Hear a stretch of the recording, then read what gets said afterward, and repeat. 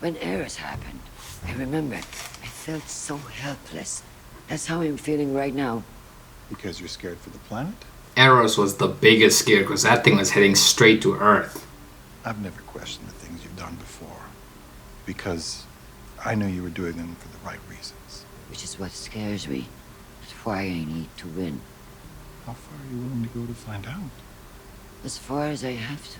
I mean, because Nancy Gao seems like a good person. Like, she's looking out for the best interests of Earth as well. So, maybe Avasaralis should step down. I mean, she is also looking out for the best interests of Earth. But yeah, like she's trying to do it just to win now. I don't know how to explain it, but I do still feel like Nancy Gao will be the better pick in this current time and situation. They're fixing Ganymede and the busted mirrors right now. The mirrors. That's the answer. Who else missed Prax there in that little scene? That just seeing all those plants around there for a moment. I missed Prax when I just saw all that vegetation.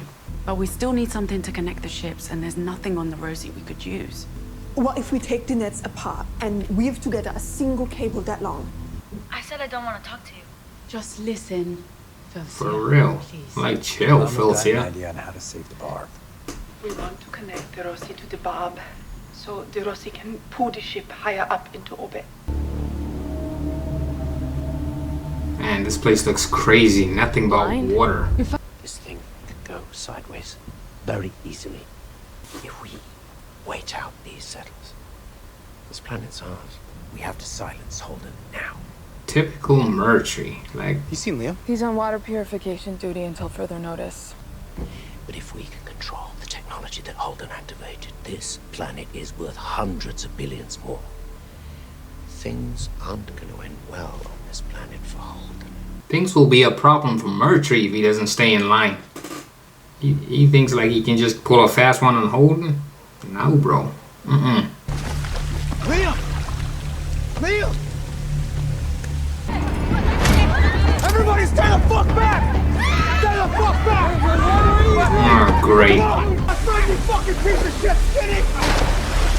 How does that feel? I'm a fuck! Put your fucking gun down or I'll shoot you myself!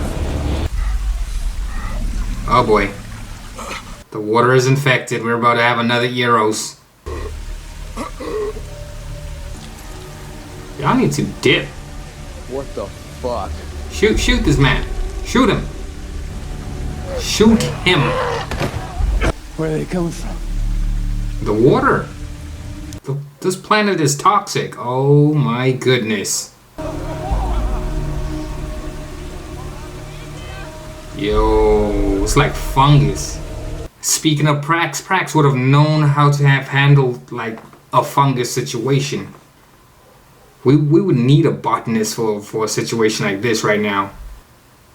Tactical, go tactical. Send in your Marines, General. Yes. Ma'am.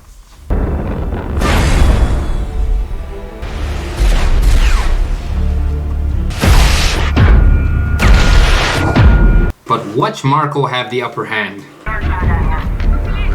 Marco ain't on that ship no more. This is an ambush.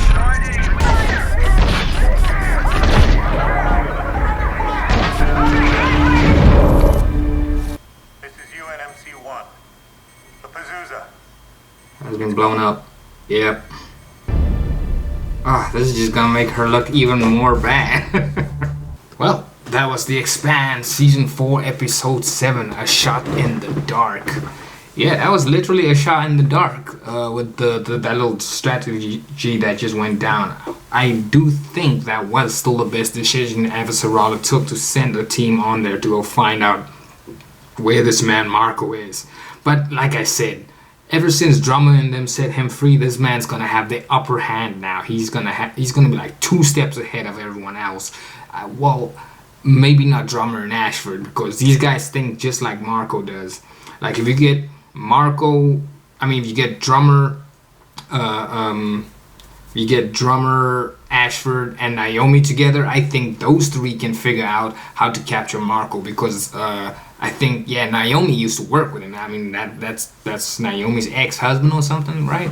So they need to somehow get Naomi involved in this. I think she knows how Marco thinks and what like his next moves will be, because this dude's becoming a problem.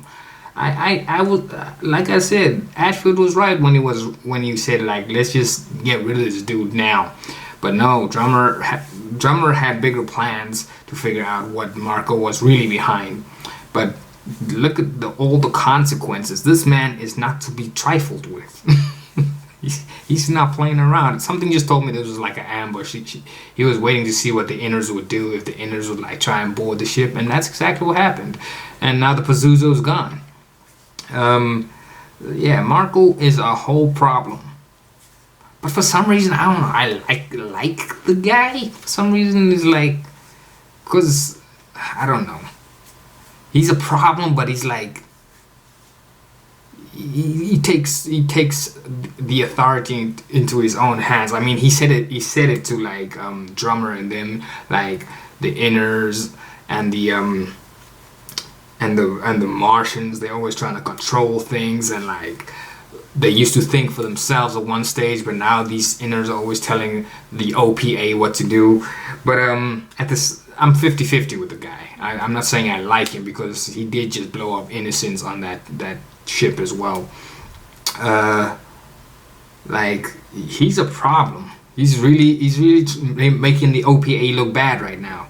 And I know Drummer and Ashford's gonna have to like talk about this again, and they're gonna have to be like, yeah, he's not OPA, he's not with us, we do not stand for what Marco does. But because of his actions, it's gonna I think it's gonna cause a chain reaction throughout the OPA, which is gonna cause the Inners and the Martians not to trust the Belters again. But at the same time, you can't trust the Martians either, because the Martians are, well, some of the Martians are kind of working with Marco. And who knows what that man managed to. Like I said, he's like Jack Sparrow. He's a smooth talker, and he knows how to get away from things. He will mess things up and bounce. Like, let this be known as the day that you almost caught Marco Navarro, or whatever his last name was. But yeah, what else happened? Yeah, like I said, with the whole situation, them being stuck down there, holding in them, like the Belters on there, like that lady that's in charge, who's like, what can we do to help? Can we just like figure out something, like, cause she acting like Holden can like he Moses or something, like he can just part the oceans or something. Like, no, you guys gonna have to wait it out. It's a whole ocean out there. It's the water world. Unless they can create some sort of raft, like as the place is flooding, like the rafts, the water just pushes the rafts up slowly, and then eventually they get out somehow like that. I don't really see a solution for them. So I don't really see what they can do at the moment, but hold out at the moment. But they gotta make some sort of strategy, because there is some sort of fungi within the ruins right now. Like it's green all over the place. Maybe that's why the whole eye situation, the bacteria that's within their eye, is progressing faster than normal, because they're actually in the heart of it now. Or I don't know, it could be the water that's infecting the ruins. I don't know. Miller's gonna have to show up sometime. Thomas Jane, where you at, man? But yeah, it's a lot of stuff going down. Like we need Prax. Prax is like the perfect person right now. Like, I know they can't get Prax to help him, because he's like far away right now. He's with May chilling. He's just chilling. But a botanist would have come in handy right now, because he would have, I feel like Prax would have known exactly what to do in this situation. Because even on the ship, when they were talking, when Alex and what's her name was talking, and we saw all these plants around them, like the Rossi was all the Rossi looked so beautiful, like with all those plants. I just started missing Prax and he's like plant work and stuff. Like he was such a good character. Was it season 3 or season 2? It was season 3, wasn't it? Like halfway through. But yeah, I did miss Prax, and like Prax would have been perfect. Like if he had stayed with the crew, he would have been the perfect person for the situation they're in right now. Yeah, everybody's going blind, unfortunately. I hope that Amos doesn't go blind, because I hope they do find some sort of solution, because I feel like the radiation that at the time that Holden and Miller caught in Eros is sort of like a key factor to why Holden's not really getting infected, because let's remember the protomolecule does feed on radiation as well, and the protomolecule in a way does make you more super or something like that. But I know Holden wasn't infected with the protomolecule, but at the same time they were kind of exposed to it when it was on the Rossi. I don't know, maybe he had some sort of reaction, but I feel like the radiation could be the key, the radiation within Holden's blood, if it's still within Holden's blood, because I know he's got all them little patches and things in his arm. I feel like that could be the key to why his eyes are not infected and everyone else's is. So hopefully that lady does figure out some stuff who's talking about having Miller in your head is a gift. You should be happy he's there. Like, I like seeing Miller around, but sometimes he can be annoying. Like, to deal with a dude constantly in your head telling you what to do, telling you to do this, telling you to do that. Yes, it's fun to talk to, like, alien species or whatever, and connect the dots and figure out some things and counter certain things when it comes to certain situations. But it can be annoying at times as well, like especially with the things that Holden went through, like starting from like the beginning of season 1. They went through a whole journey, and like I said before, wherever Holden and his crew goes, trouble always follows. Like soon as they landed on planet Elis, they should have known it's gonna be problems. Unfortunately. But yeah, that's just the gift and the curse for Holden and the crew. Hopefully Amos doesn't become blind, because I won't be happy if they turn my boy Amos blind. That guy's my favorite guy still. He is still number 1. Holden is number 2. Alex, and then Naomi. Well, at the moment, yeah, I'm keeping it like that. Oh wait. No, it's Gunny, then it's Amos, then it's Holden, then it's Alex, and it's Amos. Those are my favorites. But crew-wise, yeah, Amos is on top. Like, the dude always cares for everyone. I hope he doesn't die, like, ever, or like something happens to him, because that's my favorite dude. Like Diogo. Diogo is one of my favorite side characters. I didn't really want him to die, but yeah, the dude got hit by an elevator and got wiped out. Because y'all said there was like a scare at the moment when season 3 played. Like they didn't know if there was going to be another season 4 or 5 or 6. But yeah, what else happened? Yeah, the whole speech. Well, not speech. The lesson that Avasarala's husband had about Ulysses and Achilles.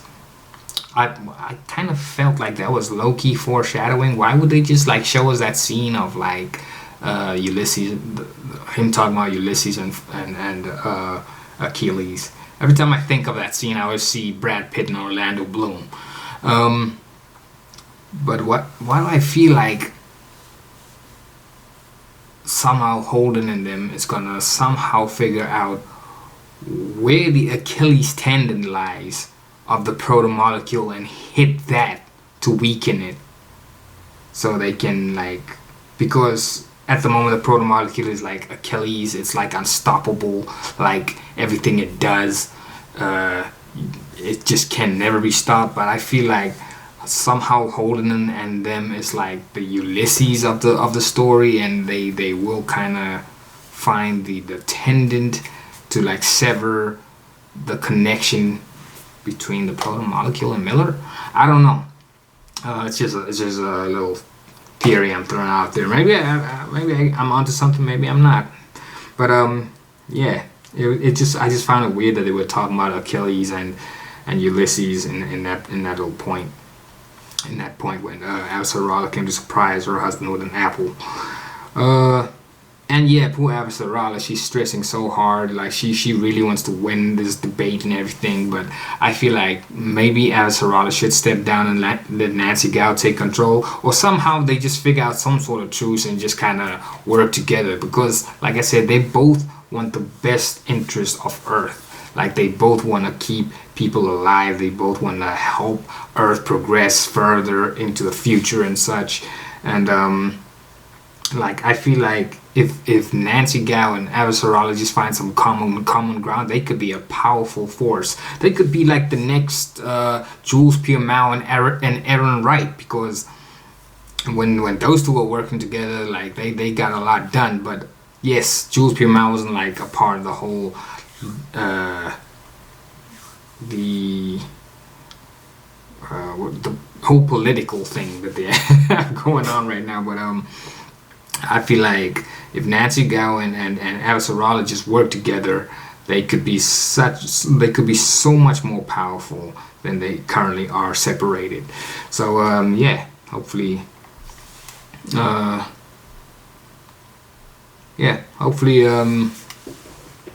they do eventually work with each other or something. Because I kind of like Nancy Gao. Nancy Gao is actually, when she made her speech, she pointed out facts, and I don't blame her for being for catching up within 3 points now to Avasarala. But hopefully we do see more of her within like the not this season, but like maybe like next season and the season after that. But yeah, this man Marco a problem though. He a problem. But I kind of like him. I want to see what he gets up to next. But yeah, hope you guys did enjoy the reaction. Hit that like button, and we are out. Bash Smash.